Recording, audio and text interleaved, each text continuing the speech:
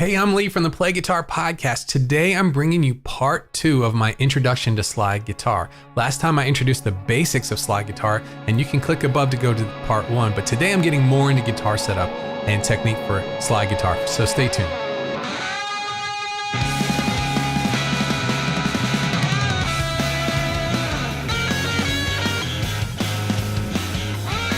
Welcome. So we're going to talk about slide setup today.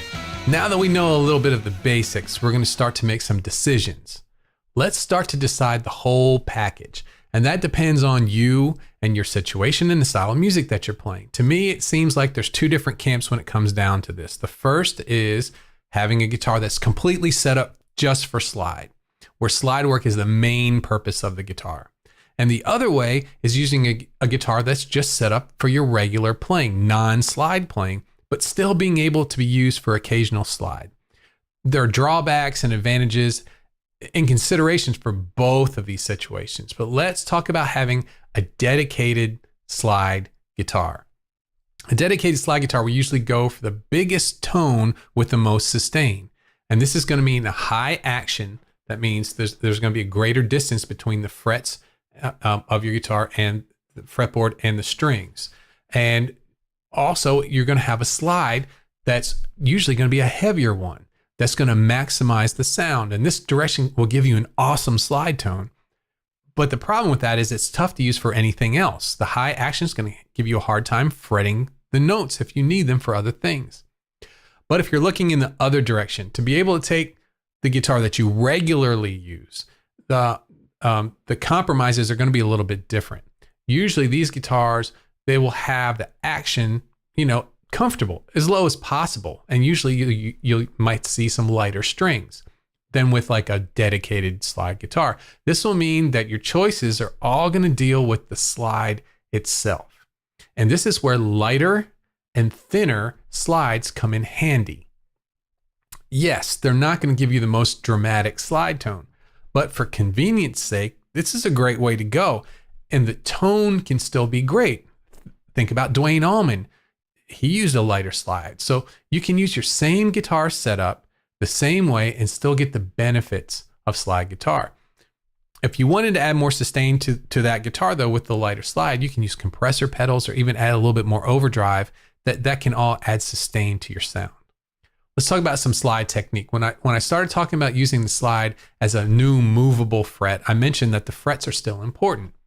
This is more visual than anything else. To hit a note correctly, you have to position the bottom of the curved slide directly on the bottom of the curve, exactly over the fret, not behind it. Okay? But if you play behind it, and this is what we're used to, playing behind the fret a little bit, the slide will be flat. It won't be exactly right. You want to have the slide become the new fret. And this is awkward to new slide players. You're used to putting your fingers slightly behind the fret for each note that you play. But this is where, right where the fret is where the intended note is in tune. So thank goodness for those frets. Ask anyone who's tried to learn like the violin or like the trombone. Those are instruments where there's very little visual information as to where the notes are supposed to fall. It takes a long time to get those positions correct and in tune. So having these frets as markers, that not only shows us where our intended note is, but it gives us a reference point for any kind of back and forth. So if you're going to do a vibrato back and forth, you know where to land where the note is in tune. Another thing that's needed for basic slide technique is damping.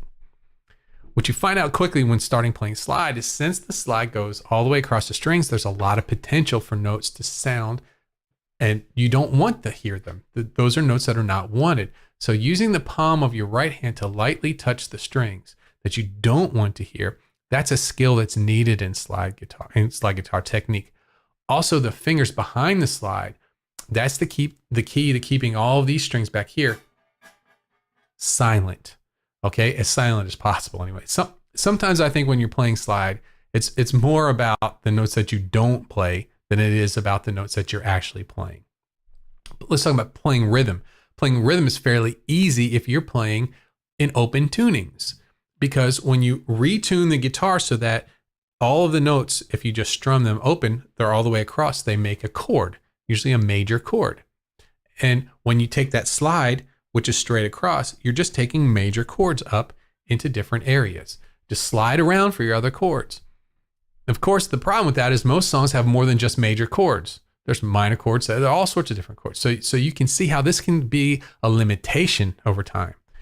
But if you use your fingers to make chord shapes, you'll have to learn all new shapes for those open tune guitars. And this is where a standard tune slide guitar has an advantage. You can lift the slide, get it out of the way, and just to make the shapes that you already know with the remaining fingers. Also, anywhere you have a few chord notes in a row, you can hit some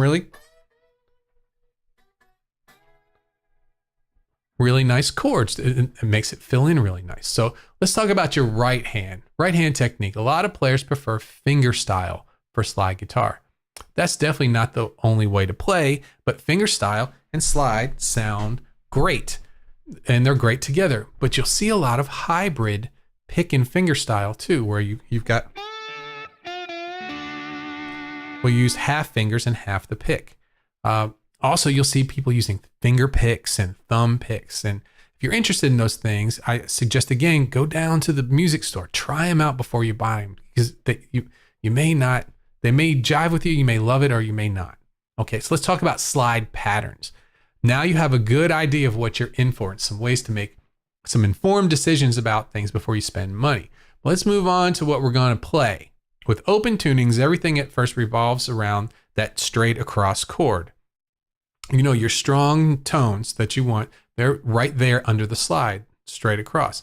The other notes are either a half step up, half step back, either way, or a whole step up or whole step back, either forwards or backwards. So you can start from your strong notes, slide into the other notes of the scale, and then back to strong notes. It's pretty easy. The problem with that, it's similar to people starting to play the minor pentatonic scale. They learn pattern 1, and then they never learn anything else. And it's the same thing with slide guitar. They'll learn the notes that are around the chord, but they never take the time to learn the rest of the neck of the guitar. You're kind of stuck in one place. There's so much more to take advantage of, but that's a really big topic, and that's not what this particular video is about. But look for more about that in the future. But what I do want to get to today is an easy way to get started, and that's coming up in part 3. And it's one that you can build on over time, and it uses some things that are very familiar to your playing already. When I was learning things from, I had bought a Allman Brothers video, and I started to notice something when I studied what Warren Haynes and Dickie Betts were playing. It looked to me like they were playing slide based off of pattern 1 in the major pentatonic, even if it was in a blues or a kind of a minory sound. It wasn't all the time, it was a good bit of the time. And I thought, how's that possible? I'm clearly hearing like a minor third. And I looked closer, they were altering that pattern to get the notes that they needed. And we're going to do some of that in part 3. I gave it a try, and I started playing around the shape, and all of a sudden my slide playing started to sound right, started to make sense. And I could hear similarities to songs that I really wanted to play. But so I know that they weren't really actually playing from pattern 1, just sliding between and outlining arpeggio notes, but they sat so well in that pattern that it was a great place to start. Okay, thanks for joining me today.